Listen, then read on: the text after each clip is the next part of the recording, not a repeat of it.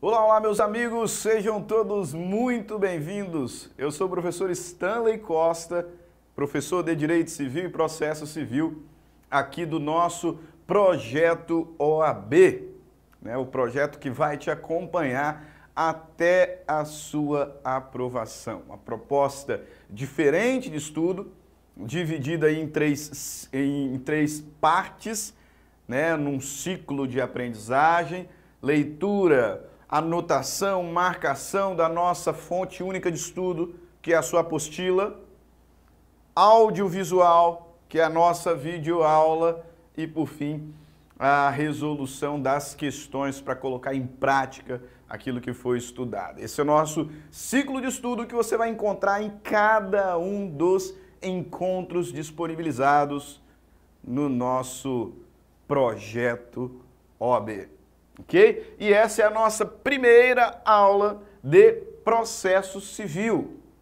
Você já leu a sua apostila, sobre a parte geral do Código de Processo Civil e agora a gente vai então para os destaques. Esta aula que terá um complemento, tá? Terá um complemento, uma vez que nesse primeiro bloco vamos tratar sobre condições da ação, elementos da ação, competência, mas não podemos deixar de tratar sobre litisconsórcio e intervenção de terceiros, que eu deixei para um blocozinho especial de estudos, ok?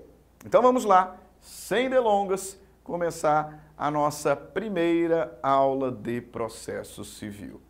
E para começar bem do início mesmo, fazendo assim uma boa base sobre a qual construiremos o nosso estudo, sobre o qual nós construiremos o nosso conhecimento específico. Vale lembrar que existem alguns elementos fundamentais do direito processual civil.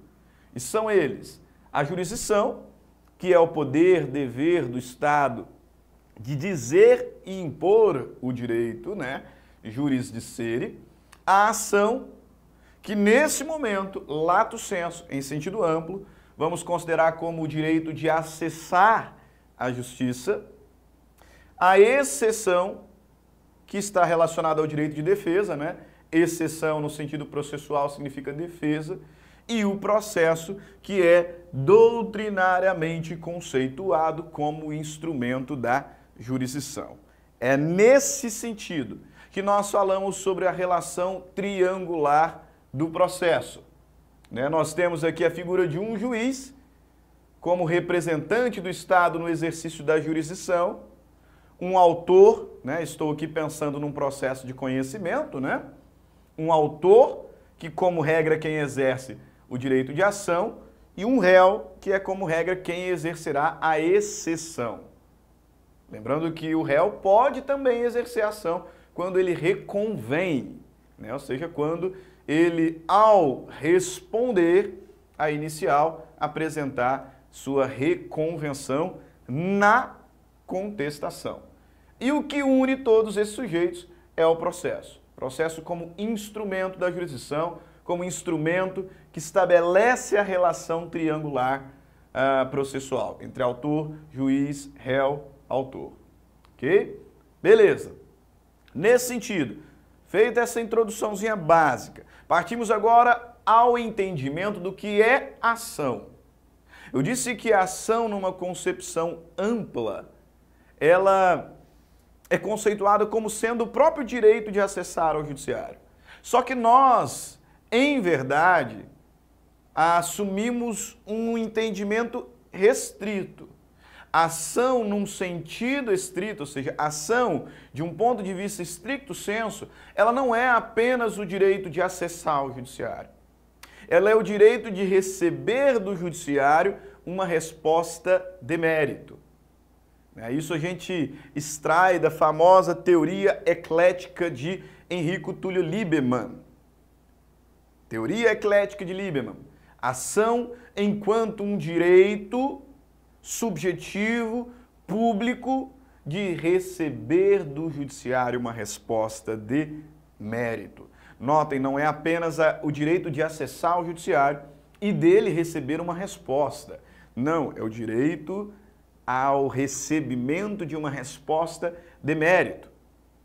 E compreendendo isso, você consegue então vislumbrar, como o próprio Lieberman dizia, que a ação, enquanto direito subjetivo público, ela é condicionada. Porque nem todo mundo receberá uma resposta de mérito. Nem todo mundo tem direito a receber uma resposta de mérito. Se todos temos o direito de acessar ao judiciário e dele receber alguma resposta, nem todos têm o direito a receber do judiciário uma apreciação meritória. Então, o direito de ação nesse sentido estrito, ele é condicionado. Você precisa preencher algumas condições para que o juiz então parta a análise do mérito. E se você não tiver demonstrado o preenchimento dessas condições, será então considerado carecedor de ação. Carecedor de ação e tomará uma sentença terminativa, uma sentença extinguindo o feito sem resolução do mérito. Você não tem ação, você carece de ação. Por quê? Porque não demonstrou o preenchimento das condições. Quais são as condições da ação? Então, o que você precisa de mínimo para o recebimento de uma resposta de mérito? Duas são as condições da ação. E aqui muito cuidado, especialmente se você já está aí há algum tempo fora da faculdade, né, por qualquer razão que seja. Tem algumas alunas minhas que tiveram filho logo quando da formatura, e aí por conta disso ficaram ali um ano e meio afastado dos estudos e agora vai prestar a prova da OAB estudando aqui no projeto, né, o único que te acompanha até a aprovação de forma didática, de forma pensada, estruturada. Muito cuidado, especialmente vocês que estudaram na vigência do CPC antigo. Porque no CPC antigo falava-se em 3 condições da ação. Agora, apenas 2. Então, muito cuidado. Antigamente nós falávamos em legitimidade, interesse e possibilidade jurídica do pedido. A possibilidade jurídica do pedido não é mais considerada uma condição da ação. Tome nota, só existem 2 condições da ação no novo Código de Processo Civil, a saber, o interesse de agir e a legitimidade. Muito embora o próprio Código não use a expressão condições da ação, elas estão lá previstas. Artigo 17 do CPC, para postular em juízo, é necessário ter interesse e legitimidade. Para postular em juízo, é necessário ter interesse e legitimidade. Ah, professor, e se eu não tiver? Se eu não demonstrar interesse ou se eu não demonstrar legitimidade? O juiz, então, não resolverá o mérito. O juiz, artigo 485, inciso 6, não resolverá o mérito quando verificar a ausência de legitimidade ou de interesse processual. Ok? Então, esses são as 2 condições da ação. Legitimidade e interesse. Sobre o interesse de agir inicialmente. Quando a gente fala em interesse de agir, algumas expressões elas pipocam. Algumas expressões elas saltam aos olhos. E você precisa ter isso em mente. O interesse de agir ele está diretamente relacionado à ideia de utilidade do provimento jurisdicional. E além da utilidade, a necessidade e a adequação dessa ação que foi proposta. Então, são 3 expressões que a gente guarda e que estão diretamente relacionadas à ideia de interesse. Utilidade, necessidade, adequação. Falta interesse, por exemplo, quando alguém, não é a minha área de atuação, tá? direito previdenciário. Mas quando alguém propõe uma demanda postulando ali uma aposentação, sem ter ainda tomado o não no INSS, propõe uma ação buscando a aposentadoria, uma aposentadoria, sei lá, por uma questão especial, né? Não aposentadoria de idade, não, uma questão específica, né? Invalidez, enfim. E aí propõe a ação direto, sem antes tomar o não do INSS. Essa ação ainda não é necessária. E se não tem necessidade, você não tem interesse. Vai ser extinto sem resolução do mérito. Ok? Quando o indivíduo propõe uma ação de uso capião sem ter lapso temporal ainda. Essa ação ainda não é necessária. Essa ação não é necessária. Quando alguém propõe uma ação cobrando uma dívida antes do termo final.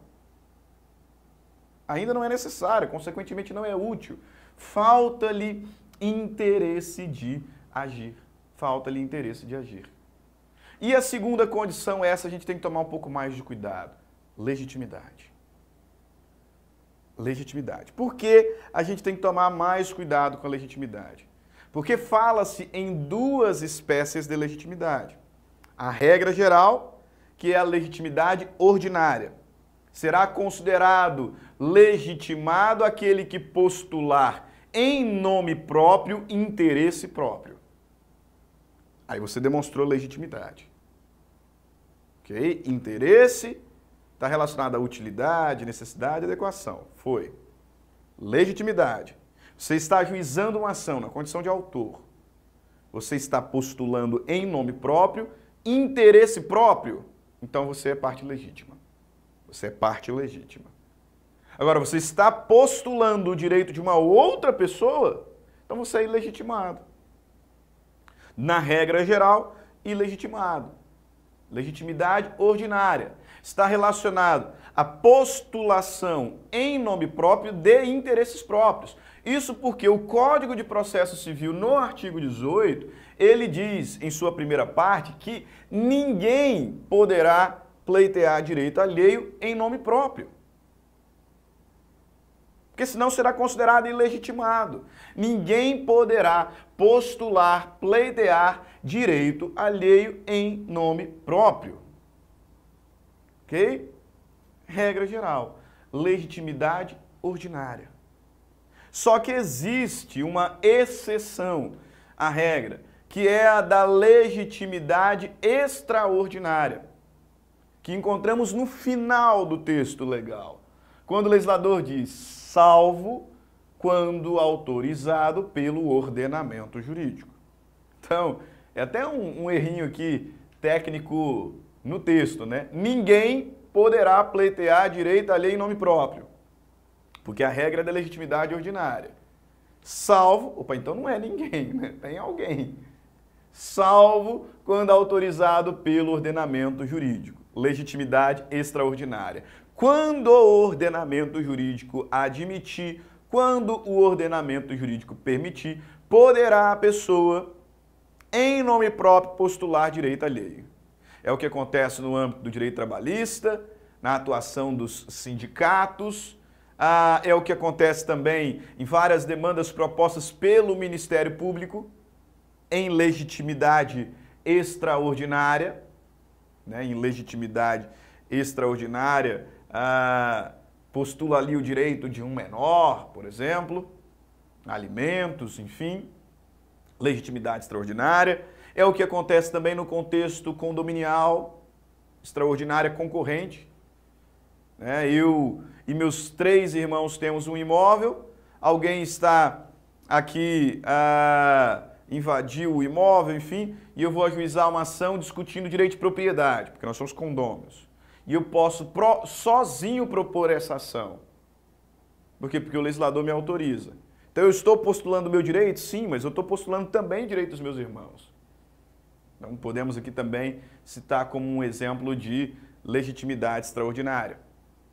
Né? Ou quando a parte quedar-se inerte e o assistente assumir a posição de legitimado extraordinário, conforme veremos no estudo da intervenção de terceiro, das formas de intervenção de terceiro, ok? Aí veja bem, deixei aqui um quadrinho, um espacinho em branco, para você então tomar nota do seguinte. Quando a gente fala em legitimidade, temos duas espécies. Legitimidade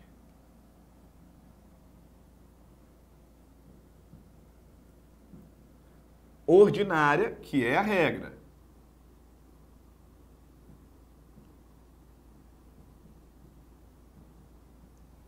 E a legitimidade extraordinária.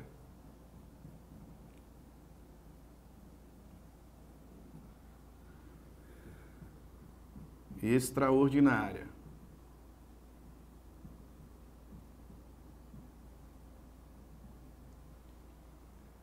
Na legitimidade ordinária, que é a regra geral, nós teremos alguém em nome próprio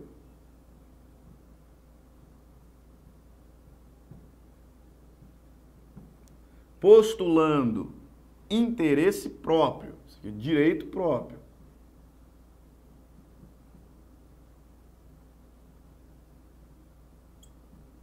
Direito próprio. Essa é a regra geral.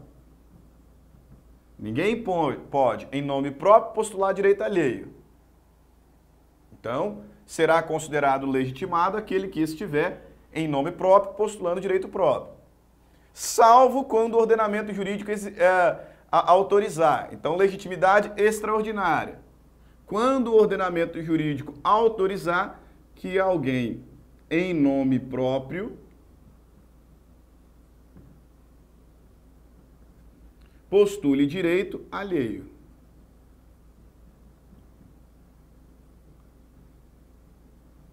Postule direito alheio. Ok? Regra, exceção. Regra, exceção. Além disso, eu quero que você grave que no novo CPC, essa legitimidade extraordinária, ela tem um outro nome. Então pode tanto aparecer um quanto o outro na sua prova. A legitimidade extraordinária no novo CPC também é chamada de substituição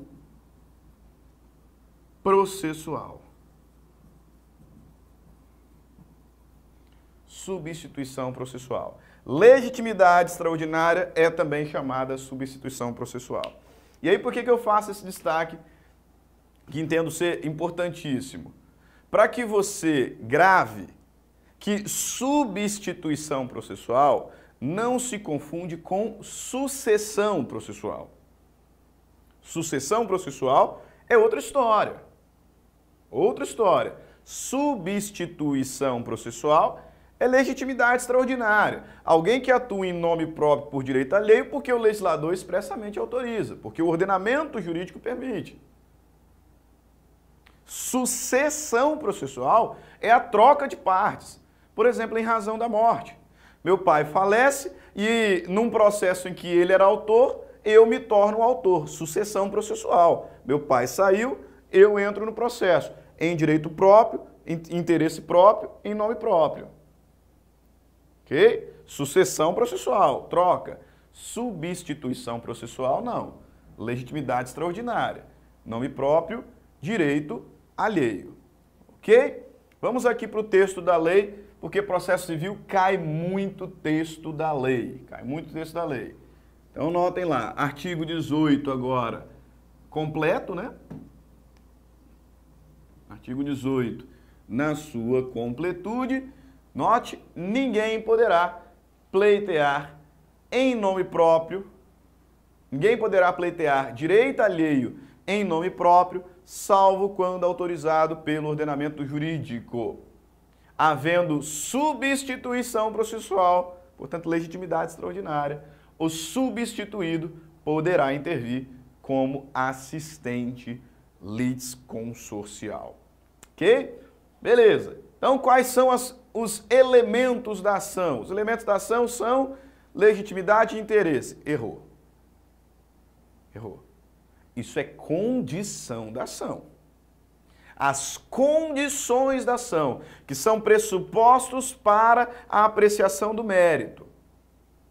As condições da ação são interesse e legitimidade. Elementos da ação, outra história. Os elementos da ação são os elementos identificadores de uma ação. Identificadores e que também servem para distinguir, para individualizar uma ação. Elementos da ação não se confundem com condições. Os elementos da ação são elementos identificadores, individualizadores. E são três: partes, pedido e causa de pedir. Três elementos da ação: partes, pedido e causa de pedir. Elementos que servem para identificar e individualizar. E que, portanto, são muito importantes quando a gente trata sobre alguns temas, como litispendência, coisa julgada, perempção, conexão, continência, que é o que a gente vai relembrar aqui agora. Litispendência. O que é litispendência? Litispendência acontece quando nós temos duas ações idênticas em curso. Quando nós temos duas ações idênticas em curso, estamos diante desse fenômeno chamado litispendência. E a segunda ação proposta será extinta sem resolução do mérito.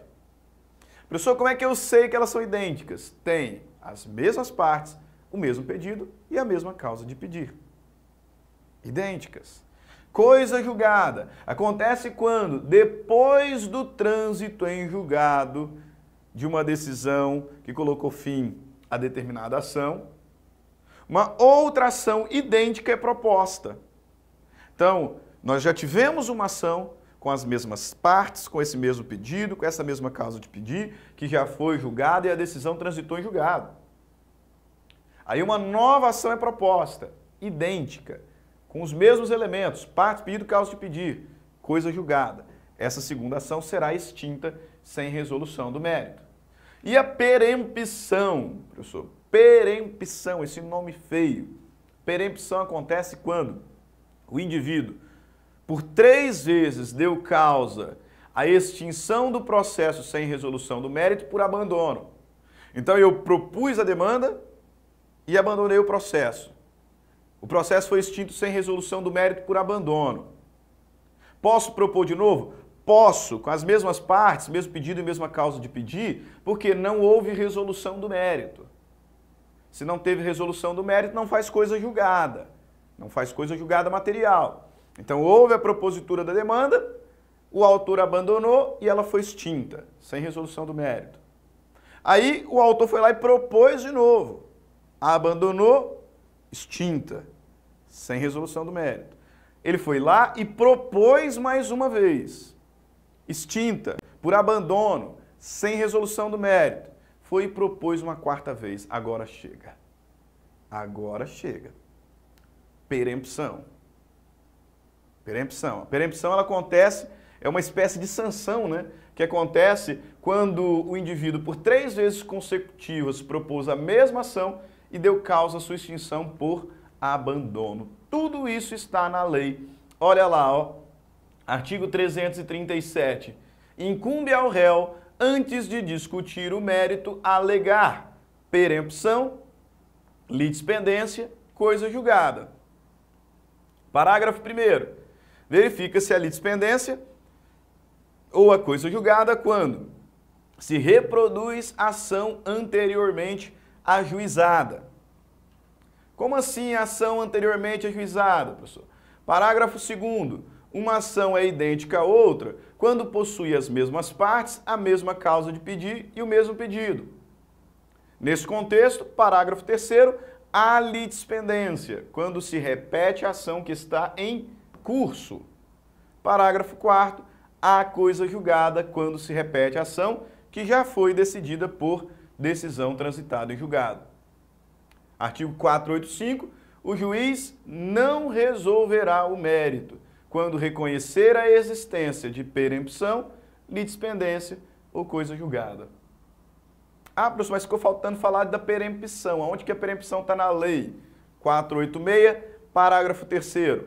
se o autor der causa, por 3 vezes a sentença fundada em abandono da causa, não poderá propor nova ação contra o réu com o mesmo objeto. Beleza. Esses elementos da ação ainda nos são úteis quando falamos sobre conexão e continência, que são 2 fenômenos processuais que podem possibilitar a reunião de processos. E o que nós vamos analisar para determinar se é possível a reunião desses processos é exatamente a identidade ou a igualdade de alguns elementos. Falaremos em conexão quando houver identidade entre 2 processos do mesmo pedido ou causa de pedir. Conexão. Conexão, de acordo com o artigo 55, acontece quando nós temos 2 ações com o mesmo pedido ou a mesma causa de pedir. E isso possibilita a reunião dos processos.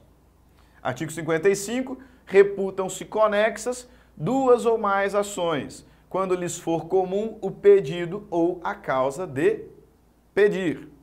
E a continência? A continência é um pouquinho mais rara. E você precisa tomar um cuidado grande com ela. Por quê? Porque aqui o conectivo não é mais ou. Ocorrerá a continência quando nós tivermos 2 ações em curso com as mesmas partes e a mesma causa de pedir. E lá na conexão ocorre quando eu tenho a mesma causa de pedir ou pedido. Na continência temos as mesmas partes e a mesma causa de pedir. E o pedido de uma das ações é mais amplo. É mais amplo. Alguns doutrinadores citam, por exemplo, reconhecimento de paternidade pós-morte, cumulado com a petição de herança. Então, o sujeito ajuizou essa demanda, aí depois ajuiza uma outra demanda só de reconhecimento de paternidade. Mesmas partes, mesmo pedido, ou mesma causa de pedir, e o pedido de uma das ações é mais amplo. Porque numa eu só tenho reconhecimento de paternidade, na outra eu tenho reconhecimento mais petição de herança. Percebeu? Mesmas partes, mesma causa de pedir, só que um dos pedidos é mais amplo. E aí o que você precisa gravar é que nesse caso, nem sempre os processos serão reunidos. Nem sempre. O legislador ele vai dizer aqui, ó, artigo 56, dá-se a continência entre 2 ou mais ações quando houver identidade quanto às partes e a causa de pedir, mas o pedido de uma, por ser mais amplo, abrange os demais. Quando houver continência e ação continente, que é a ação maior, que é a ação que tem um pedido mais amplo, tiver sido proposta anteriormente, no mesmo processo relativo à ação contida, será proferida sentença sem resolução de mérito. Caso contrário, as ações serão necessariamente reunidas. Professor, traduz. O que o legislador está falando aqui é o seguinte, atenção, se, eu tenho 2 ações, né? Se a ação continente, ou seja, a ação maior, que foi o nosso caso, reconhecimento de paternidade, competição de herança, maior, tivesse sido proposta antes, ou seja, depois foi proposta uma ação só de reconhecimento de paternidade, elas não serão reunidas. Se a ação continente ela foi antes, elas não serão reunidas por quê? Porque essa segunda será extinta por litispendência. Porque existe uma ação com todos os elementos dessa segunda. Mesmas partes, mesma causa de pedir e mesmo pedido. Então o processo não serão reunidos. Esse segundo será extinto. Agora, se acontecer o inverso, a ação continente for posterior, ou seja, eu tenho um reconhecimento de paternidade pós-morte, ponto, e aí depois proposto um reconhecimento de paternidade pós-morte com petição de herança. Aí, nesse caso, há continência, mesmas partes, mesma causa de pedir, o pedido da segunda ação é mais amplo, reúne. Quando a ação continente for a segunda, for a posterior, reúne necessariamente. Quando a ação continente for a anterior, não reúne. O processo em que estiver a ação contida será extinto sem resolução do mérito. Esse é o texto do artigo 57. Ok? Beleza. Vamos então agora falar sobre competência. Competência. Tratamos sobre as condições da ação, né? Fizemos ali uma introduçãozinha, tratamos sobre a condição da ação, sobre os elementos da ação e agora competência. Competência, a doutrina diz que é o limite da jurisdição. Embora o órgão jurisdicional, né, o agente jurisdicional tenha jurisdição em todo o território nacional, ele não tem competência em todo ele. Não sei se você pegou a ideia. Veja, o agente jurisdicional tem jurisdição em todo o território nacional. Mas ele não tem competência para atuar em todos eles. Por isso que a doutrina vai dizer que a competência é o limite da jurisdição. Vai estabelecer ali os limites de atuação daquele determinado agente jurisdicional, daquele determinado órgão jurisdicional também, poderíamos assim falar. Competência é a medida da jurisdição. Só que o primeiro ponto que o legislador trata relacionado à competência, na verdade, trata sobre os limites da jurisdição nacional. A jurisdição nacional é exercida em todo o território brasileiro. Beleza. E aí, após estabelecer essa regra, então o legislador ele vai me trazer algumas regras sobre os limites da jurisdição nacional. E nesse contexto falaremos em competência internacional. Competência internacional concorrente, competência internacional exclusiva. Deixa eu dar uma traduzida agora. Ao falarmos sobre limites da jurisdição nacional, eu dizia, vamos tratar sobre competência internacional, concorrente ou exclusiva. Ou seja, quais são as causas que o Poder Judiciário brasileiro pode apreciar e julgar?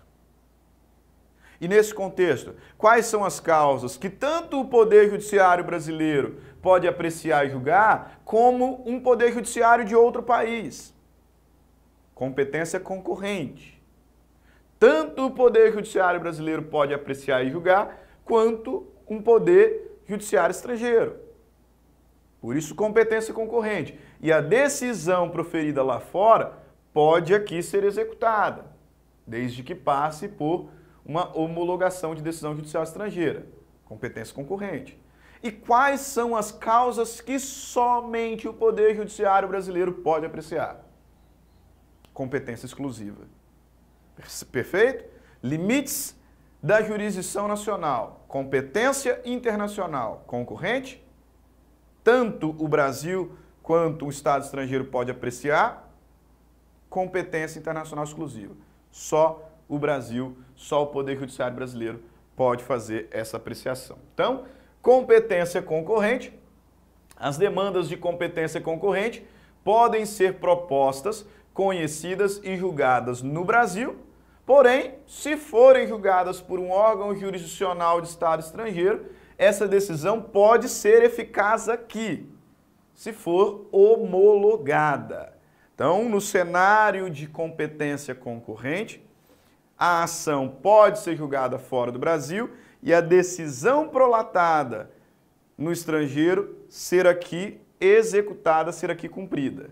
Mas, para tanto, é necessário uma ação de homologação de decisão estrangeira.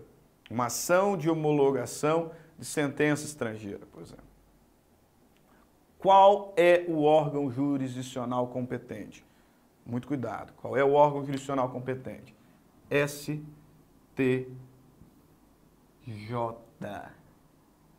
Não é o STF.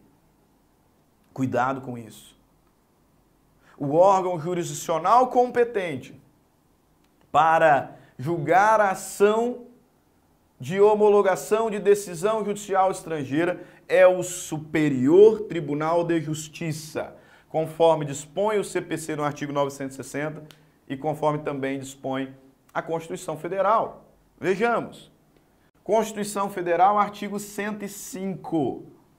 Artigo 105 da Constituição Federal. Compete ao Superior Tribunal de Justiça processar e julgar originalmente a homologação de sentenças estrangeiras. Competência do Superior Tribunal de Justiça, mas ele não executa. Quem vai executar é um juiz federal. Artigo 109. Aos juízes federais compete processar e julgar a execução de carta rogatória após exequatur e de sentença estrangeira após homologação. Então o STJ homologa e o juiz federal executa. Bastante atenção com relação a esse detalhe. Artigo 965 do CPC, o cumprimento de decisão estrangeira far-se-á perante um juízo federal competente, a requerimento da parte. Então, competência para julgar a homologação da decisão estrangeira, STJ. Competência para executar a sentença estrangeira homologada, Justiça Federal no piso. Ótimo, professor. Quais são as causas de competência internacional concorrente? Na verdade, vamos fazer um trato. Eu vou apresentar aqui as causas de competência internacional concorrente, mas vocês não vão decorar. Vocês vão decorar as causas de competência exclusiva. Ok? Porque aquilo que não for de competência exclusiva será concorrente. Então você não vai decorar todos os róis. Você vai decorar o rol da competência exclusiva, que é um rol menor, mais fácil de ser decorado, e o que não estiver lá, competência concorrente. Mas vamos ver aqui o que o legislador identifica. Artigo 21. Compete à autoridade judiciária brasileira processar e julgar ações em que, lá no CPC antigo era o artigo 88, o réu, qualquer que seja a sua nacionalidade, estiver domiciliado no Brasil.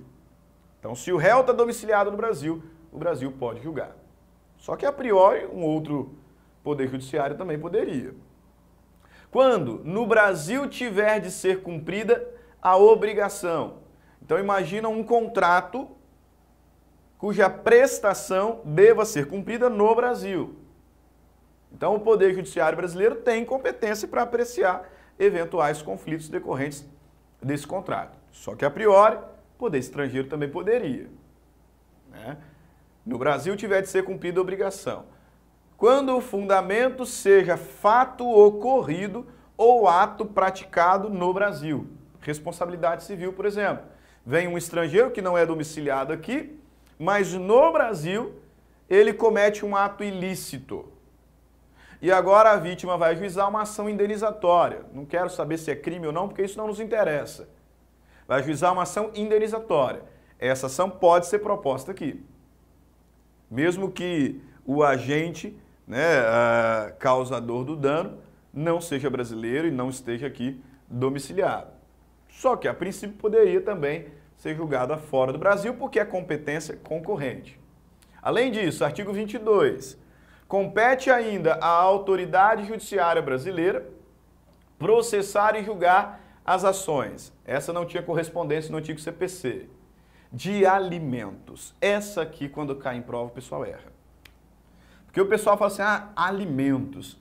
Alimentos, essa aqui é uma ação muito importante. E se é muito importante, competência exclusiva do Poder Judiciário brasileiro. Não. Competência concorrente. Compete ainda à autoridade judiciária brasileira processar e julgar as ações de alimentos. Quando o credor tiver domicílio ou residência no Brasil, ou seja, o alimentando, a criança, por exemplo, quando o réu mantiver vínculos no Brasil, tais como posse, propriedade de bens, recebimento de renda ou benefícios econômicos. 2. Quando decorrentes de relação de consumo, quando o consumidor tiver domicílio ou residência no Brasil. E 3, em que as partes expressa ou tacitamente se submeterem à jurisdição nacional. Isso aqui, competência concorrente. Eu falei, você não vai decorar. Você não vai decorar. Faço menção porque importa-nos fazer menção, principalmente essa aqui dos alimentos. Ok? Competência exclusiva. Competência exclusiva. Causas que só podem ser julgadas pelo Poder Judiciário brasileiro. Só. Se for julgada fora do Brasil, não produz efeitos aqui. Ok? Porque não vai ser homologado. Se é uma causa de competência exclusiva, ainda que julgada fora do Brasil, aqui não se executa. Isso a gente extrai do próprio texto da lei. Olha lá, artigo 964. Não será homologada a decisão estrangeira, na hipótese de competência exclusiva da autoridade judiciária brasileira. Então, se for julgado fora, aqui não executa, porque a gente não homologa. 25. Não compete à autoridade judiciária brasileira, contrário senso, o processamento e julgamento da ação quando houver cláusula de eleição de foro exclusivo estrangeiro em contrato internacional arguida pelo réu. Esse disposto não se aplica se for uma causa de competência exclusiva do nosso Poder Judiciário brasileiro. Quais são as causas de competência exclusiva? E olha só, os dois outros textos que nós lemos, da competência concorrente, o legislador dizia, compete à autoridade judiciária brasileira. Ah, professor, ele não está dizendo que o judiciário estrangeiro pode julgar, ele está dizendo que o Brasil pode julgar. Mas é concorrente, aquelas são concorrentes, porque agora, olha o detalhe, compete à autoridade judiciária brasileira com exclusão de qualquer outra. Então, nos outros dois artigos, ele dizia, compete à autoridade judiciária brasileira julgar. 2 pontos. Mas a autoridade judiciária estrangeira também podia. Agora não, porque o legislador está dizendo. Compete à autoridade judiciária brasileira com exclusão de qualquer outra. Conhecer das ações relativas a imóveis. Imóveis no Brasil. Em matéria de sucessão hereditária, então sucessão hereditária, proceder à confirmação do testamento, inventário, partilha de bens situados no Brasil, ainda que o autor da herança seja de nacionalidade estrangeira ou tenha domicílio fora do Brasil. Então, sempre que envolver imóveis, tá? Ações relativas a imóveis no Brasil, sucessão relacionada a bens localizados no Brasil, testamento, inventário, partilha, e em divórcio, separação judicial ou dissolução de união estável, proceder partilha de bens situados no Brasil. É isso que você vai decorar. Competência exclusiva, só o Poder Judiciário brasileiro pode julgar. Imóveis aqui localizados. Sucessão causa-morte de bens aqui localizados. Partilha de bens em divórcio, dissolução de união estável, bens aqui localizados. Ponto. Não está nesse rol, é concorrente. Ok? Beleza. Para a gente falar agora sobre a competência interna, na verdade eu quero falar sobre incompetência, só preciso aqui lembrar um quadrinho que vocês vão estudar em constitucional, tá? Que é o quadrinho da organização do Poder Judiciário. O Poder Judiciário se organiza horizontalmente e verticalmente. Verticalmente em instâncias, né? Horizontalmente com relação à natureza da justiça. Justiça especial, trabalho, eleitoral, militar. Justiça comum, estadual e federal. Verticalmente, Justiça comum estadual, juiz de direito, Tribunal de Justiça, STJ, Supremo Tribunal Federal. Justiça federal, juiz federal, TRF, né? Tribunal Regional Federal, STJ, Supremo Tribunal Federal. Justiça especial do trabalho, juiz do trabalho, TRT, TST, STF. Justiça especial eleitoral, juiz eleitoral, TRE, TSE, STF. Justiça especial militar, juiz militar, STM, STF. Ok? Organização do Poder Judiciário. Tá? Tem também o CNJ, mas ele não é um órgão jurisdicional, por isso não nos interessa. Né? Ele não é um órgão jurisdicional como regra. Por isso que a gente não coloca ele aqui. Mas apenas para que a gente possa analisar a competência interna. Porque você se lembra, existem alguns critérios definidores da competência. E esses critérios definidores da competência, nós vamos utilizar para saber qual desses muitos órgãos que é competente para o caso concreto.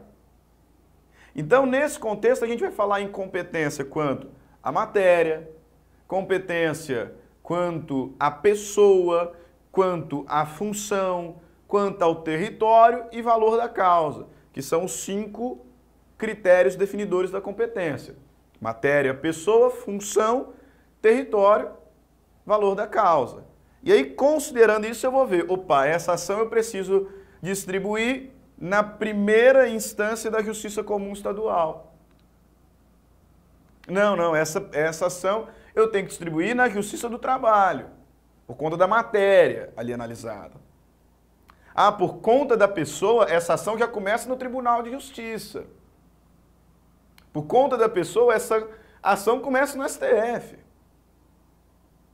Por conta da função, vai ser aqui no Tribunal de Justiça, vai ser no TRF. Por conta do território, vai ser em Cuiabá, vai ser em São Paulo. Por conta do valor da causa, vai ser num juizado especial, Justiça Comum.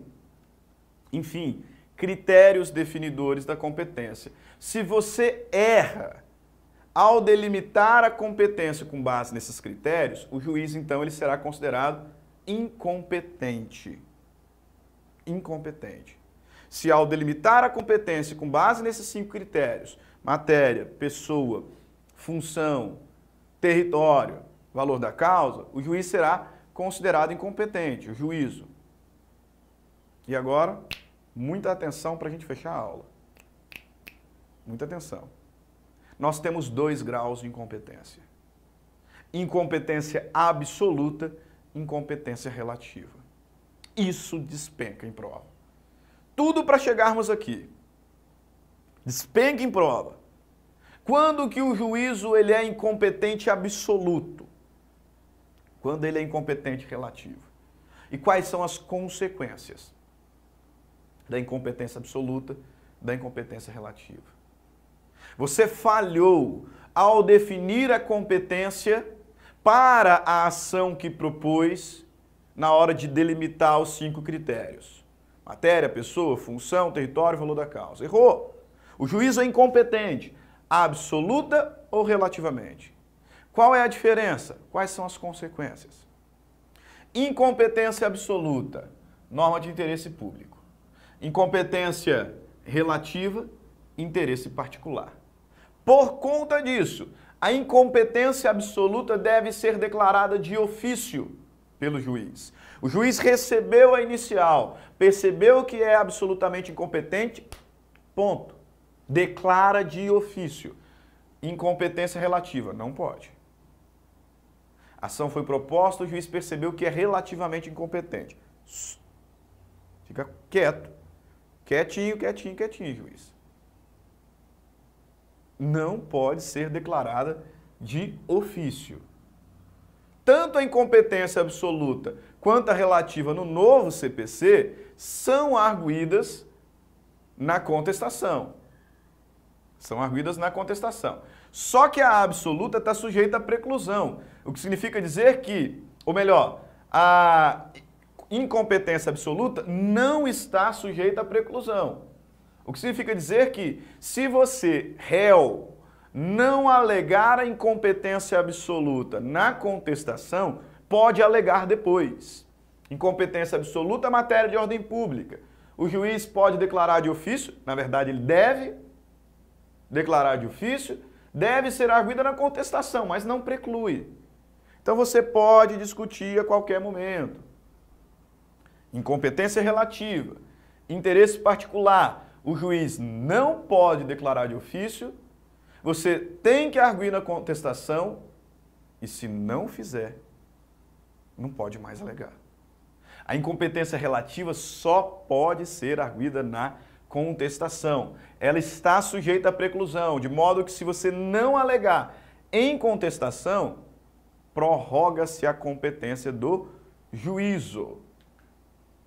Incompetência absoluta não pode ser modificada pelas partes. A competência relativa pode. Cláusula de eleição de foro, por exemplo, né?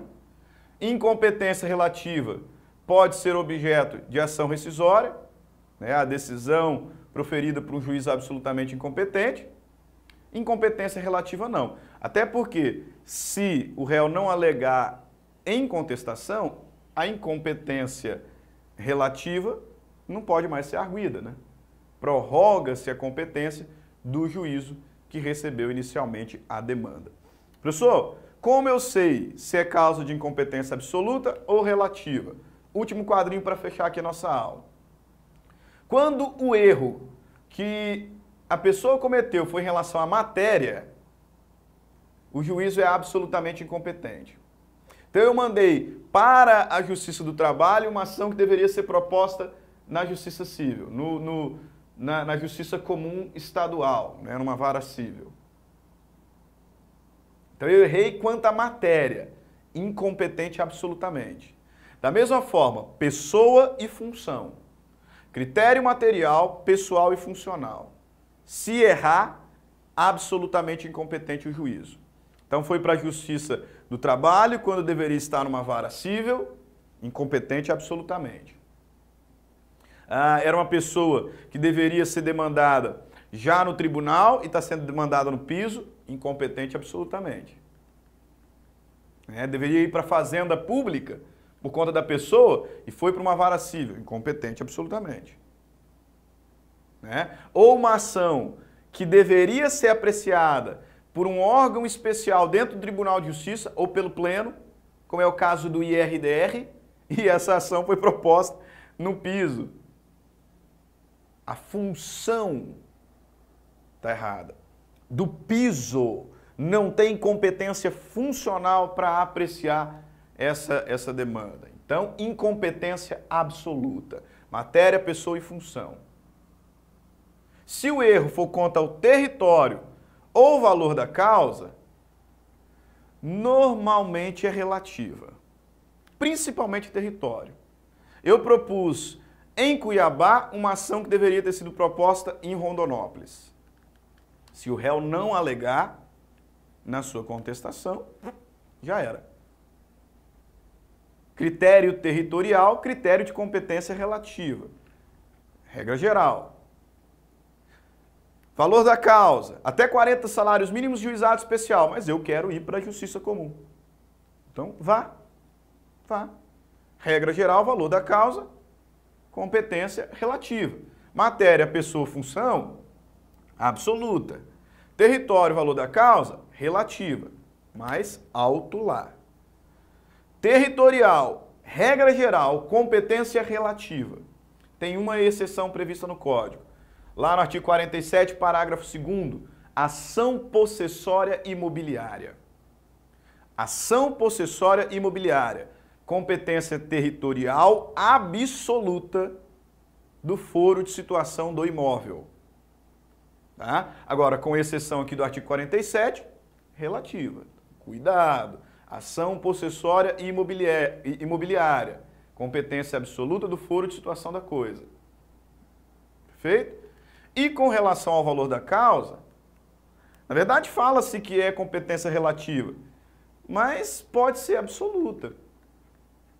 Porque eu, é bem verdade, posso optar por ir ao juizado especial civil ou para a Justiça Comum, até 40 salários mínimos.